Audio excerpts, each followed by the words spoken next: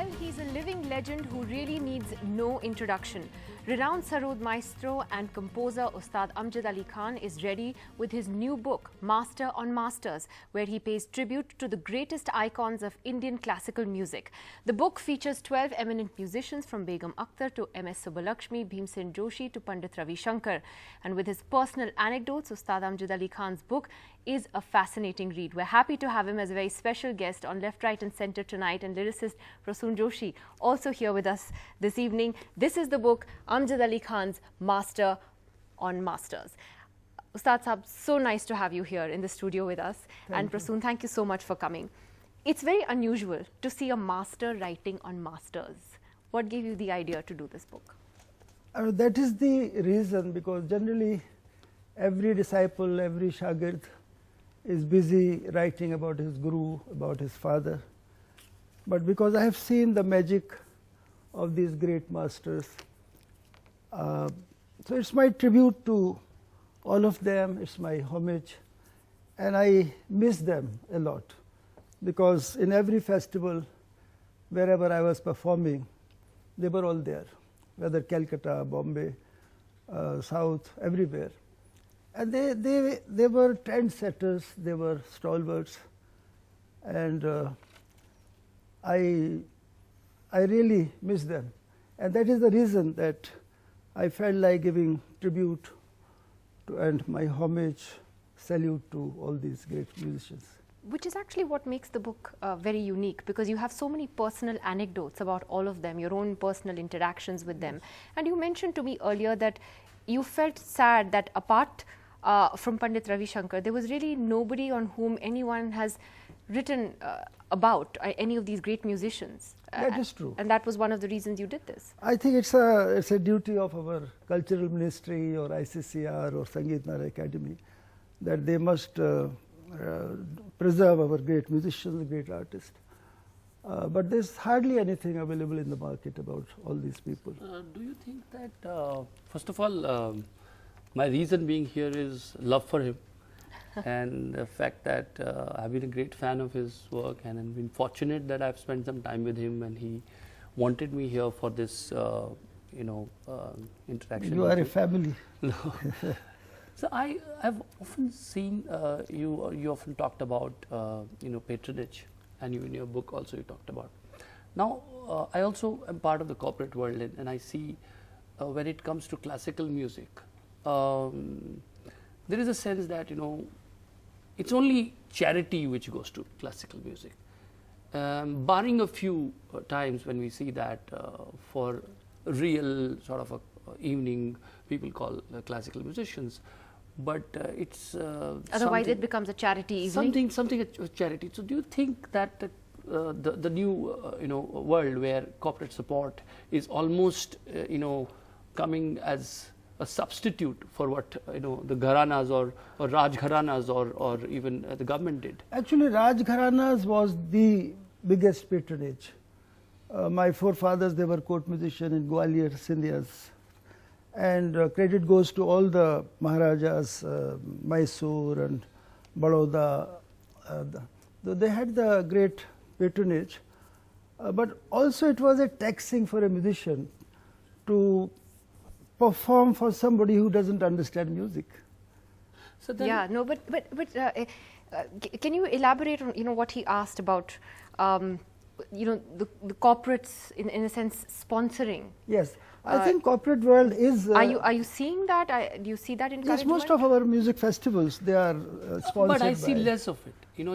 I see more of a charity attitude towards classical music than really patronizing and making sort of classical music as part of an evening where you want to spend money. I'm coming to directly to survival of the classical music. But Prasoon, you write, for instance, for films, yes. And do you see any way in which the film industry can encourage it as something that more people listen to, or is it just two completely different worlds? See, I feel audiovisual is become all-pervasive narrative of the country.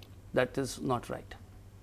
I think that is the reason it has almost every art form has subsumes its identity into audiovisual and films, and I think that's not right. We need various narratives. We need mushairas, we need mehfils, we need classical concerts. We need that. That is a otherwise we should not ask films to, and because films will try to cater to the lowest common denominator, and under that garb, you might dilute the purity of classical And actually music. that fits in with what you wrote, Ustad Saab, where you said, I disagree with those who say that Indian classical music is a dying art form. It was never meant for the masses to begin with. It was meant to be only performed in private mehfils. Yes. And you feel that that tradition still continues No, but robustly? there are, people buy tickets, and there are cities like Chennai, Mumbai, Calcutta, people buy tickets, and they are sold out shows. I think there's no threat to classical music as such, because we have so many talented young musicians today, and because of their survival, they are now doing fusion music or what kind of to entertain people. But I think there's no dearth of talent in classical music. So And when there's you're a, saying fusion music, you also talked about in your book, Yes. is that you're worried about the way classical music is presented today. You talked about the length. Yes. आलाप कम ले रहे हैं लोग, Yes, yes. बड़ा ख्याल नहीं गा रहे हैं, सीधे तानों पे आ रहे हैं. So all these things you've been worried about the kind of truncated version of classical music which is the coming. presentation has to be improved. But how do you do both, sir? You see, because the compositions were created to preserve the raga. It's not necessary that you have to elaborate for 1 hour or 2 hours. I mean, it's beside the point. I also played whole night once in Calcutta from 9 p.m. to 7 in the morning Non-stop. with 2 intervals. Okay. And so, Amazing. but Bengal can absorb so much music, and but you can't impose music on people. You can't promote Indian classical music. There are so many organizations today. They are getting grants from the government. They are getting grants from the corporate house on the name of promotion of Indian classical music. You can't promote. It's not a toothpaste. It's not a Coca-Cola. I mean, it grows on you, music. You like But it do or you you think dislike that it. if you're able to, what you've recorded, or what, say, even Pandit Ravi Shankar's music, of course, in a sense, is very universal because he became such a huge international star. But when you put it on, say, iTunes or digital platforms, that's a way for it to reach out to a bigger audience. Yes, yes. Saregama is doing Yeah. a great job, and that's the oldest recording company, HMV. Now it has become Saregama, and they have introduced classical apps now, and it's available. So the question which I want to ask is that in terms of in the process, and as Nidhi is also alluding to, is that in process of making it palatable, how do you make it palatable and yet preserve the tradition which you have talked about? How do you get young people interested? No, do you find you get young people interested and yet manage to preserve the basic, purity and the sanctity of what it is. You see, the purity and sanctity, it's also very subjective. You know, every musician has a different vision, every musician has a different mission. But my father, he was dealing with essence of music, because long concert becomes repetitive also. You know, it's nothing great that you sang Kedara for 2 hours, but are you aware that you are being repetitive? So that is a very big challenge for any musician. And also to evolve, I suppose. Yes. I suppose music evolves with the times, and you find ways to Yes, reinvent yourself. Yes, yes. You see, the presentation is most essential, and one has to improve. And How to have you make- reinvented yourself? Have you taken to using social media more to promote music? How have you done that? You see, as you know, that the world has become global village, and the social media has really done a great service for the younger musicians, because they are listening to, watching DVDs and recordings and all those things. But I have realized, you know, the more Aman and Ayan, when they are playing in their best of form, so I have to think something else. You see, I have to create some other way. And recently, I am giving more importance to compositions rather than, I mean, I did long improvisations and long ragas presentation, but in instrumental music especially, if you hear the recordings, if you do some research, so they pick up the mukhla and they start improvisation. very few have played antara also. So composition is our treasure of our Indian classical music, and somewhere it was being neglected. Sir, you have also talked about classical music is not for everyone. You have Yes. He's been honest enough to say that. It is honest enough. Do you think there has been some sort of condescension there that we kept a lot of people away from classical music, and it was almost held very closely? Has it helped classical music, or has it harmed classical music? You see,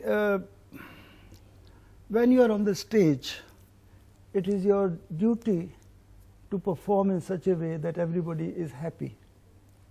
You can't just close your eyes and just you say, I play for myself. Then why are you on the stage? So there were some musicians in our fraternity. They were called musicians. And they Ustadon ke ustad hai. Ustadon ke ustad, like Ustad Amir Khan Sahib was a great singer. Or once we were performing at Mr. LG's house in Delhi. It was All India Governor's dinner there. While going, Khan Sahib is telling me that the governors of India, they don't understand music. So, tum bhi kam bajana, main bhi kam gaunga, he said. Khan Sahib, I'm going to listen to you. And I literally finished in half an hour there. Mr. A.N. Jha was the first LG of Delhi. And when Khan Sahib began, he lost track of time.